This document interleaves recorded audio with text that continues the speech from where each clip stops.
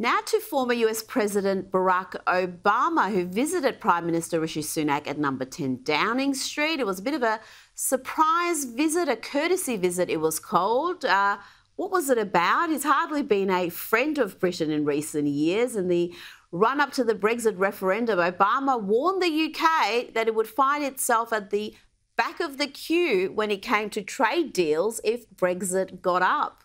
Yeah, well, I mean, it's a wonder, Rita, that we managed to prize Obama from Martha's Vineyard, isn't it, really? He's probably there with Meghan Markle and the rest of them. But look, this is all a sop for the Obama Foundation, because you're absolutely right. After his infamous Brexit cameo, where he pitched Britain to the back of the queue, it was almost like a Love Actually moment, where, you know, the US president is there to act as the bully, but this was actually at the request of a British Prime Minister at the time, David Cameron, who is about as welcome here as Malcolm Turnbull in Australia. But look, you'd think that he'd learned that British politics is our garden, right? Not for treading in by even the most charming of ex-American presidents, which I'm sure he is. But here he is, Rita, and he's talking about AI. He's talking about artificial intelligence with all the finesse of a Silicon Valley tycoon. He's funded by most of them, by the way, the liberal elite fund this Obama Foundation, and they probably consider a private jet a shared economy experience at this rate, despite, of course, lecturing us at every 2 minutes about our carbon footprints.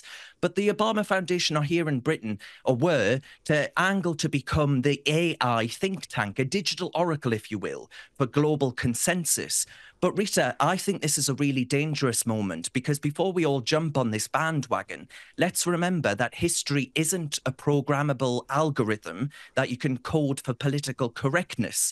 Great leaders and historical truths don't need a woke makeover, which is what a load of the AI tech giants are doing. So I would profit the idea that actually Obama's vision of AI will probably align with the kind of digital amnesia that benefits the bias of tech giants that work against conservatives. And I think it's a consensus that Britain, Australia, America can fine well do without. So basically, Rita, I think he should stick to climate summits where he can, you know, enlighten us all on reducing our carbon footprints in between all of these private jet landings and, you know, buying as much space at Martha's Vineyard that he possibly can, over actually helping tech giants entrench their massively liberal bias and disproportionately seeking to actually erase conservatives from the public square entirely. No, thank you, President Obama.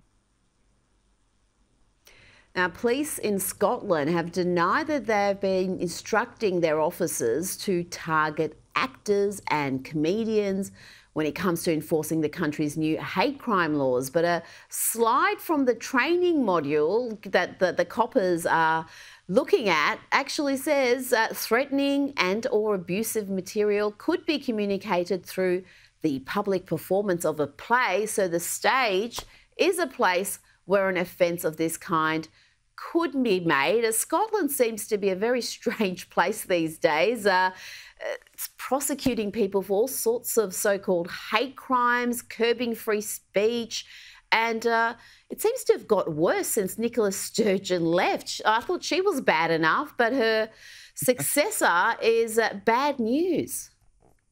Yes, we've gone from silly Sturgeon to Humza useless. Right, gone are the days of the Scotland being the bastion of Enlightenment values, because Scottish police are actually, you know, they're accusing J.K. Rowling, they're accused rather, of inventing a fictional character, Rita, as part of this hate crime clampdown, which comes into force on the 1st of April. They started a fictional character called Joe, who thinks that sex is binary and bizarrely calls for transgender people to be sent to gas chambers. I wonder what link they're trying to make here, those sickos in this police force. This is just grotesque, Rita, right? And of course, as I mentioned there, Humza Useless has championed this to the hilt. This is a bonny law turning into a battleground for comedians and free thinkers. I've spoken to many comedians in Scotland, Rita. We've got some of them employed by the channel I work for.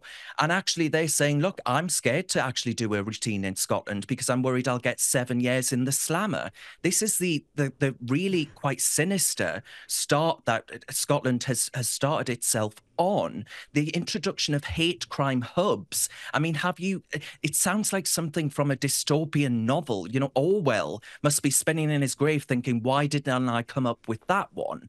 It's actually, the Scottish police have so many other problems. Scotland has a really bad drug problem, for example. So why are we giving Scottish police additional burdens to be truffling out hate like it's some rare culinary delicacy? We've got to ask what's next. This is auditing Britain's humour, well, Scotland's humour, but where it starts, it may not end because Labour are going to get into power in England too. And that will mean that they actually criminalise misogyny and misgendering, Rita. So I'm afraid that Britain is on a merry dance towards totalitarianism, right? This is a future that, as I say, George Orwell will be shaking his head either saying, I told you so, or damn boys, why didn't I think of that one?